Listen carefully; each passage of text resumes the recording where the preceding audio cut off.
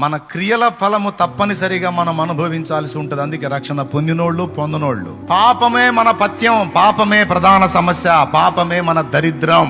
నువ్వు ఆ వాస్తుల దగ్గరికి పో, క్రైస్తవ పూటకు పుట్టి క్రైస్తవుడు అయి ఉండి నువ్వు సిద్ధాంతాలు పాటిస్తావో, నవగ్రహాలు తెచ్చి ఇంట్లో పెట్టుకుని రోజు దండాలు పెడతావో, నువ్వు ఎన్నిసార్లు గుండు కొట్టించుకుంటావో, ఎన్ని గుళ్ళు తిరుగుతావో తిరుగు, నీ దరిద్రం చచ్చినా పోదు, గ్యారంటీ. నువ్వు కార్డు తెచ్చుకుంటే రాసి స్టాంపు కూడా వేసిస్తా, పోదు.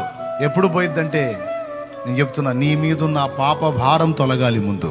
పాపం అనేది ఎలాంటిదో తెలుసా? చెట్టుకు కాండం లాంటిది.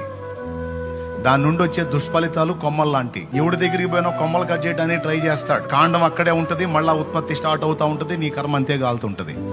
ఒక్క యేసు ప్రభు మాత్రమే ఆయన రక్తముతో నీకు ప్రక్షాళన జరిగించి నీ మీద పనిచేసేటువంటి ఆ పాప శాప ఫలం అంతటిని కాండంతో కాదు వేర్లతో సహా తీసి అవతల పడేయడానికి యేసుకు మాత్రమే ఛాన్స్ ఉంది.